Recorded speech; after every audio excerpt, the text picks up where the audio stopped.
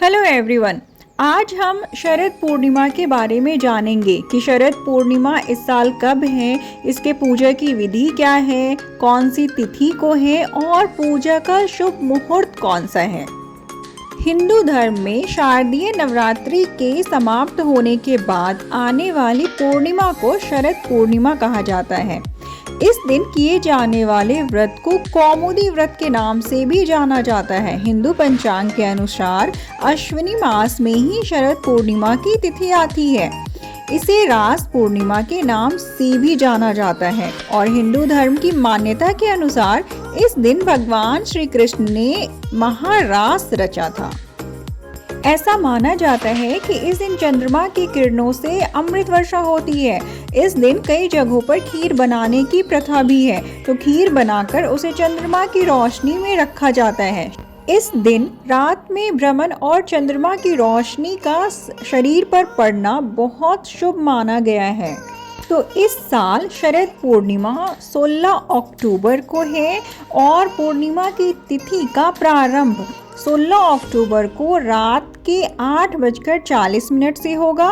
वहीं पूर्णिमा तिथि का समापन 17 अक्टूबर को शाम के 4:55 पर होगा। शरद पूर्णिमा को पूरे वर्ष में आने वाली सभी पूर्णिमा तिथियों में सबसे सर्वश्रेष्ठ बताया गया है। माना जाता है कि शरद पूर्णिमा के दिन चंद्रमा की रोशनी से अमृत की वर्षा होती है। इस दिन महालक्ष्मी पूजा करने पर भक्तों को धन धान्य की प्राप्ति होती है और शरद पूर्णिमा को एक अलग नाम कोजागिरी पूर्णिमा के नाम से भी जाना जाता है। यह पूर्णिमा अश्विनी मास में आती है। इस दिन चंद्रमा अश्विनी नक्षत्र में प्रवेश करता है, इसलिए इस महीने को अश्विनी के नाम से भी जाना जाता है। एक माह में चंद्रमा 27 नक्षत्रों में प्रवेश करता है, जिसमें से सबसे पहला नक्षत्र अश्विनी नक्षत्र ही है। शरद पूर्णिमा के दिन ही चंद्रमा अपनी 16 कलाओं से परिपूर्ण होता है और इसी दिन चंद्रमा पृथ्वी के सबसे नजदीक भी होता है। इसी कारण अन्य दिनों की अपेक्षा इस दिन चंद्रमा का आकार बड़ा दिखाई प्रतीत होता है। आयुर्वेद के आचार्य भी इस दिन का इंतजार करते हैं, क्योंकि इस दिन सभी जीवन दायिनी जड़ी बूटियों को चंद्रमा की रोशनी में रखा जाता है। इस दिन चंद्रमा की किरणों से अमृत वर्षा होती है। इन सभी जड़ी बूटियों को अमृत वर्षा में स्नान करवाया जाता है, जिसके पश्चात यह जड़ी बूटियां रोगियों पर तुरंत असर करती हैं। चंद्रमा को वेदों और पुराणों में जल का कारक माना गया है। वहीं दूसरी ओर चंद्रमा को औषधियों या जड़ी बूटियों का स्वामी भी कहा जाता है। शरद पूर्णिमा के दिन चंद्रमा की रोशनी में खीर खाने की प्रथा काफी पुराने समय से प्रचलित है। मान्यता यह है कि इस दिन खीर को चंद्रमा की रोशनी में रखकर उसे खाली पेट खाने से शरीर के सभी रोग दूर हो जाते हैं। अब हम जानेंगे कि शरद पूर्णिमा के लिए पूजा विधि क्या है। तो इस दिन सुबह जल्दी हो सके तो ब्रह्म मुहूर्त में उठकर किसी पवित्र नदी में स्नान करें। अगर किसी वजह से आप नदी में स्नान नहीं कर सकते हैं तो घर पर ही गंगा जल डालकर स्नान करें और स्वच्छ वस्त्र धारण करें। इस दिन सफेद रंग के वस्त्र को धारण करना शुभ माना जाता है। इसके पश्चात लकड़ी की चौकी पर एक लाल रंग का कपड़ा बिछाएं और उस पर गंगा जल छिड़ककर उसे शुद्ध करें। उसके बाद माँ लक्ष्मी की मूर्ति लाएं, उसे चौकी पर स्थापित कीजिए और चुनरी पहनाइए। अब लाल रंग के फूल, इत्र, नैवेद्य, दीपक और सुपारी आदि से देवी लक्ष्मी माँ की विधिवत रूप से पूजा कीजिए। इसके बाद लक्ष्मी माता की मूर्ति के सामने बैठकर लक्ष्मी चालीसा का पाठ करना चाहिए। पूजा के पूर्ण होने के बाद माता लक्ष्मी जी की आरती करें। इसके बाद शाम को पुनः माता लक्ष्मी और भगवान विष्णु की पूजा करें और चंद्रमा को अर्घ्य दें। भगवान विष्णु को जब भोग चढ़ाएं तो उसमें एक तुलसी का पत्ता अवश्य डालें। बिना तुलसी के पत्ते के भगवान विष्णु भोग स्वीकार नहीं करते हैं। शाम के समय चंद्रमा निकलने पर मिट्टी के 100 दिए तेल या घी से जलाएं। फिर चावल और गाय के दूध से बनी खीर बनाकर उसे चंद्रमा की रोशनी में रख दें। मध्य रात्रि में माता लक्ष्मी जी को खीर का भोग लगाएं और सभी सदस्यों को प्रसाद के रूप में खीर का सेवन करवाएं। इससे सभी रोगों का निवारण होता है। शरद पूर्णिमा के दिन किसी जरूरतमंद व्यक्ति को कपड़े, मिठाई और फल आदि का दान करें। अब हम जानेंगे कि शरद पूर्णिमा की व्रत कथा क्या है। तो हर महीने में आने वाली पूर्णिमा का व्रत करने से भगवान विष्णु और माँ लक्ष्मी की विशेष कृपा प्राप्त होती है। आश्विन महीने के शुक्ल पक्ष में जो शरद पूर्णिमा आती है वह अत्यंत शुभ मानी जाती है। तो शरद पूर्णिमा वाले दिन बहुत से लोग दान करते हैं। इस दिन दान दक्षिणा करना शुभ माना जाता है। भगवान विष्णु और माँ लक्ष्मी का आशीर्वाद प्राप्त करने के लिए एक साहूकार की 2 बेटियां हर महीने पूर्णिमा का व्रत करती थी। बड़ी बेटी पूर्णिमा का व्रत पूरे विधि विधान के साथ करती थी, किंतु छोटी बेटी पूर्णिमा का व्रत पूरे नियम से नहीं करती थी।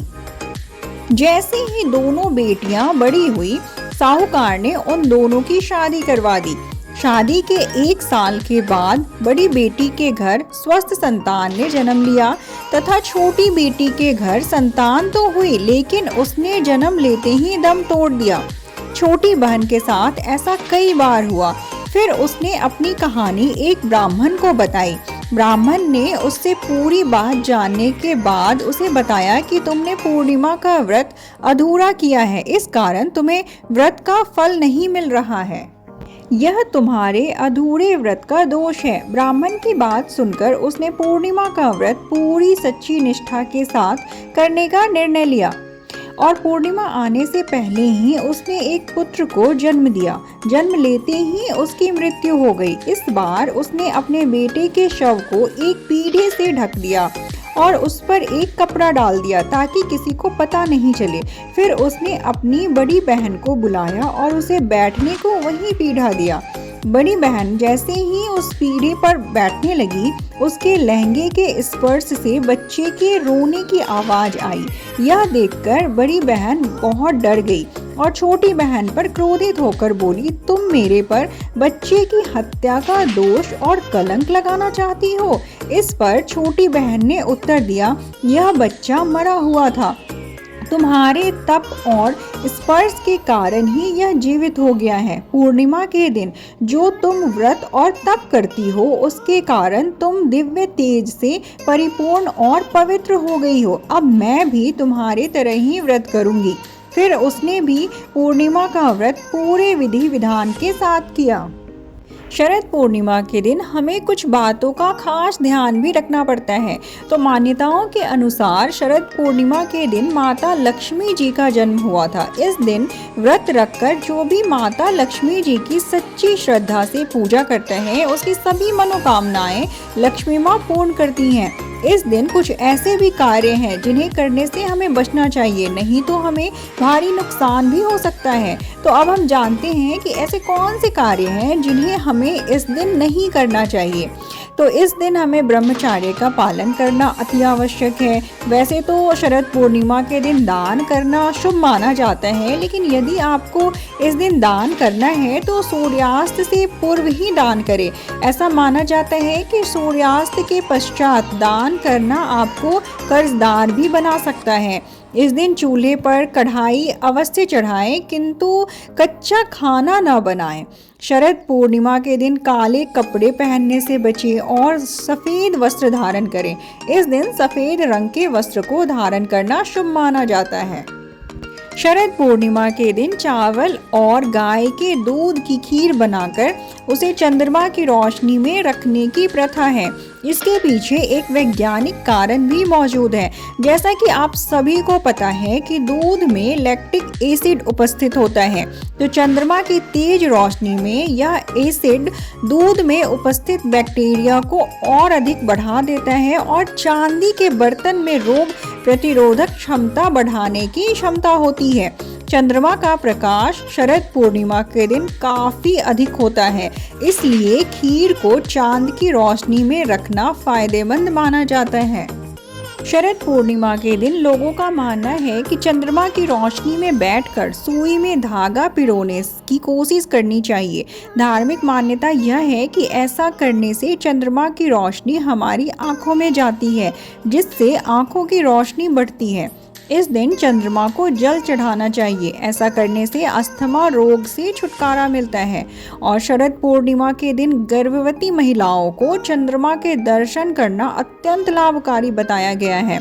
गर्भवती महिला को चंद्रमा के दर्शन करवाने से गर्भ में पल रहे बच्चे के स्वास्थ्य पर अच्छा प्रभाव पड़ता है। इस दिन चांद की रोशनी में बैठकर चांदी के बर्तन में भोजन करने से व्यक्ति की मानसिक व शारीरिक तकलीफ दूर होती है। इस दिन नशीले पदार्थों का सेवन करने से बचना चाहिए। रात्रि के समय चंद्रमा की रोशनी में घी को रखें। उसके बाद इस घी से दीपावली पर दीपक जलाएं। ऐसा करने से माँ लक्ष्मी की असीम कृपा प्राप्त होती है। इससे घर में सुख समृद्धि बढ़ती है और पूरे घर में खुशहाली का माहौल बनता है। शारीरिक रूप से कमजोर बच्चों की इस घी से मालिश करने से उनके स्वास्थ्य में सुधार होता है। शरद पूर्णिमा की रात शहद को चंद्रमा की रोशनी में रखने पर यह औषधि के रूप में तैयार हो जाती है। ऐसे बच्चे जो मंद बुद्धि हैं, किसी की याददाश्त कमजोर है और यदि कोई जल्दी थक जाता हो तो उसे इस औषधीय रूपी शहद का सेवन करना चाहिए। इस दिन गाय के दूध को किसी भी बर्तन में भरकर चंद्रमा की रोशनी में रखें। इसके पश्चात दूध को अपने पूरे घर में छिड़क दें। यह घर की सभी नकारात्मक ऊर्जा को दूर करता है और जिसका भी कुंडली में पितृ दोष या काल सर्प दोष पूजा होती है तो इससे उसका भी प्रभाव कम होता है। गंगा जल को चंद्रमा की रोशनी में रखकर अगले दिन उस जल से भगवान शिव का अभिषेक करने से आपके जीवन में आने वाली सभी कठिनाइयां दूर हो जाएंगी। पौराणिक कथाओं के अनुसार समुद्र मंथन के दौरान शरद पूर्णिमा के दिन माँ लक्ष्मी प्रकट हुई थी। इस दिन माँ लक्ष्मी अपने भक्तों पर कृपा बरसाती हैं। तो शरद पूर्णिमा का दिन माँ लक्ष्मी को प्रसन्न करने के लिए खास माना जाता है और ऐसा माना जाता है कि शरद पूर्णिमा के दिन रात को माँ लक्ष्मी भ्रमण पर निकलती हैं। शरद पूर्णिमा से ही शरद ऋतु का आगमन होता है।